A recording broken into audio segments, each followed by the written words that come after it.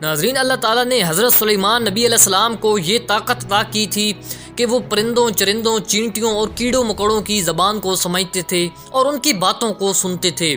اسی طرح ناظرین، ایک چینٹی اور حضرت سلیمان نبی علیہ السلام کے درمیان بات ہوئی۔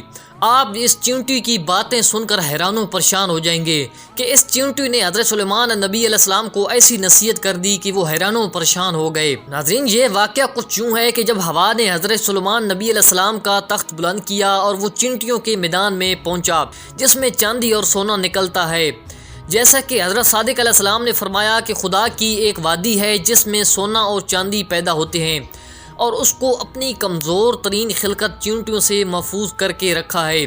اگر شیطان قوی اس میں داخل ہونا چاہیں تو نہیں داخل ہو سکتے۔ اور ابن بابویہ نے ایک معتبر روایت میں حضرت امام صادق علیہ السلام سے روایت کی ہے کہ جب ایک چینٹی نے وہ بات کہی تو ہوا نے اس کو جناب سلیمان علیہ السلام تک پہنچا دیا۔ اس وقت جب کہ وہ دوش ہوا پر جا رہے تھے، حضرت سلیمان علیہ السلام نے ہوا کو رکنے کا حکم دیا اور اس چینٹی کو طلب فرمایا اور وہ حاضر ہوئی تو حضرت نے اس سے فرمایا کہ تو نہیں جانتی کہ میں خدا کا پیغمبر ہوں اور کسی پر ظلم نہیں کرتا؟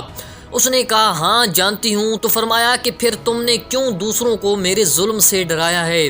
اور کہا کہ اپنے سوراخوں میں داخل ہو جاؤ۔ اس چینٹی نے کہا کہ مجھ کو خوف ہوا کہ جب ان چینٹیوں کی نظریں آپ کے چشم و جذب پر پڑیں گی تو زینت دنیا پر فریفتہ ہو جائیں گی اور خدا سے دور ہو جائیں گی۔ پھر اس چینٹی نے حضرت سلیمان علیہ السلام سے پوچھا کہ آپ زیادہ بزرگ صاحب فضیلت ہیں یا آپ کے والد جناب داؤد علیہ السلام؟ فرمایا کہ میرے پدر بزرگوار مجھ سے بہت زیادہ بلند تر ہیں۔ چینٹی نے کہا کہ پھر آپ کے نام میں آپ کے پدر کے نام سے ایک حرف کیوں زیادہ ہے؟ حضرت سلیمان علیہ السلام نے فرمایا کہ میں نہیں جانتا۔ اس چینٹی نے کہا کہ میں جانتی ہوں، اس لیے کہ آپ کے والد صاحب سے ایک ترک اولا ہو گیا جس کے سبب سے ایک زخم ان کے دل میں پیدا ہو گیا۔ اس زخم کا علاج انہوں نے خدا کی محبت سے کیا، اس سے اس کا نام داؤد علیہ السلام رکھا گیا۔ آپ چونکہ اس زخم سے محفوظ ہیں اس وجہ سے آپ کو سلیمان علیہ السلام کہتے ہیں، لیکن آپ کے والد کا زخم ان کے کمال کے سبب سے پیدا ہوا تھا۔ امید ہے کہ آپ بھی ان کے کمال تک پہنچیں گے۔ پھر چینٹی نے پوچھا کہ آپ جانتے ہیں کہ کیوں اپنی تمام مخلوقات میں سے ہوا کو آپ کے تابع بنایا؟ حضرت سلیمان علیہ السلام نے فرمایا میں نہیں جانتا۔ چینٹی نے کہا کہ اس لیے کہ آپ سمجھیں کہ آپ کا ملک برباد ہونے والا ہے اور اس پر اعتماد نہیں کرنا چاہیے۔ اگر خداوند عالم دنیا کو تمام چیزوں کو ہوا کی طرح آپ کا فرمانبردار بنا دیتا تو ہر چیز آپ کے قبضے سے نکل جاتی، جس طرح کہ ہوا کسی کی مٹھی میں نہیں رہتی۔